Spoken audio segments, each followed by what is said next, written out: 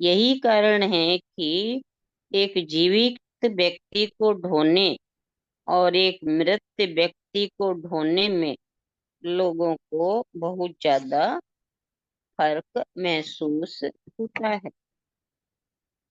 फिर आती है अपान वायु। सांस रुकने के 8 से 18 घंटों के बीच में, 8 से 18 के बीच में अपान वायु शरीर से निकल जाती है। अपान वायु जब बड़े स्तर पर कम होने लगती है तो शरीर का संवेदनशीलता का पहलू खत्म हो जाता है।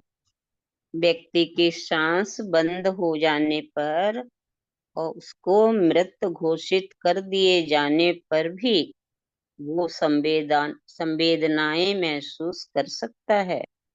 बहुत से मामले में ऐसा हुआ है जहां मृत शरीर के थोड़ा हिलने के कारण लोग डर गए।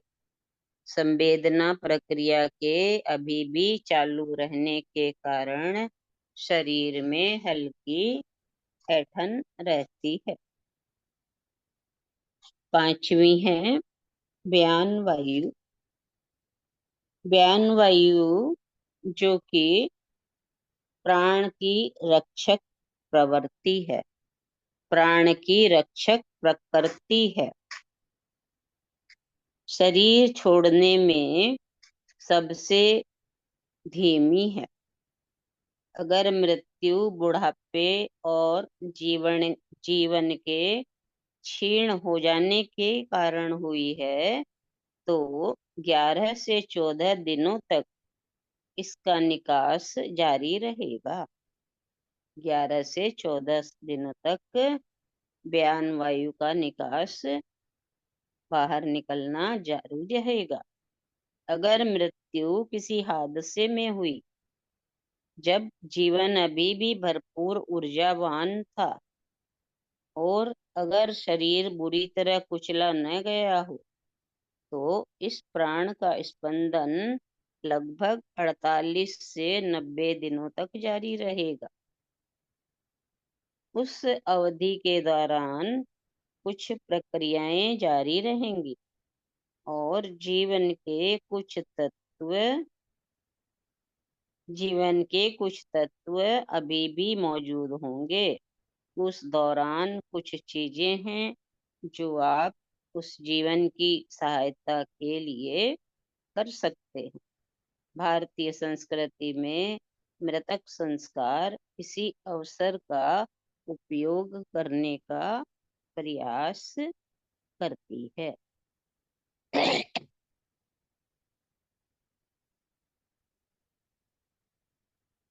ये 5 वायु हो गई।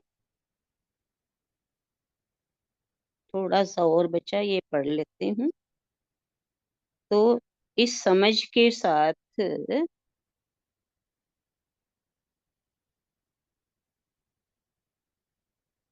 आप मृत्यु को किस तरह परिभाषित करेंगे? मूल रूप से जिसे हम देह मुक्त होने की प्रक्रिया में एक खास स्थिति या चरण है, उसे अंग्रेजी भाषा में आप किसी को मृतक की तरह नहीं पहचानते बल्कि मृत घोषित करते हैं।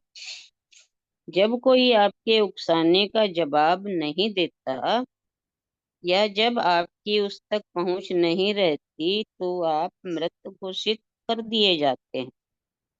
अगर कोई पुकारने दूसरे किस्म की शारीरिक जांच का जवाब न दे सके तो एक साधारण व्यक्ति मान सकता है कि वो मर गया। लेकिन एक पेशेवर चिकित्सक इसे स्वीकार नहीं करे। उनके पास जीवन की अधिक परिष्कृत समझ है और उनके पास अधिक सूक्ष्म उपकरण और जांच के तरीके।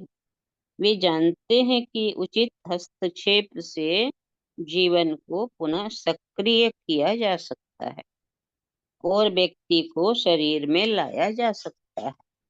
लेकिन देह मुक्त होने की प्रक्रिया अगर एक खास स्तर को पार कर चुकी, तो वह व्यक्ति इन चिकित्सकीय प्रयासों का भी जवाब नहीं देगा और मृत घोषित कर दिया जाएगा। लेकिन योग परंपरा में अभी भी इसे आध्यात्मिक मृत्यु नहीं माना गया है।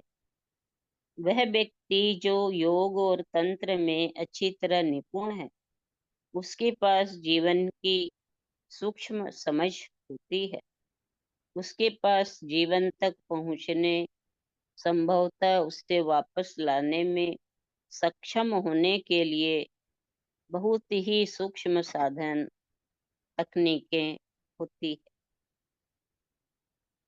अगर देह मुक्त होने की प्रक्रिया एक खास सीमा से आगे बढ़ गई, तब ये भी उस शरीर में जीवन नहीं लौटा सकेंगे।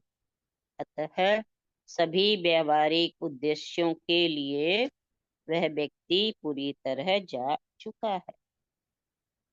तो किसी व्यक्ति की मृत्यु कब होती है, इस सवाल का जवाब काफी हद तक इस पर निर्भर करता है कि इस घोषणा का उद्देश्य क्या है और देह मुक्त होने के विभिन्न चरणों में उस जीवन के साथ दखल देने की किसी व्यक्ति की क्या क्षमता है।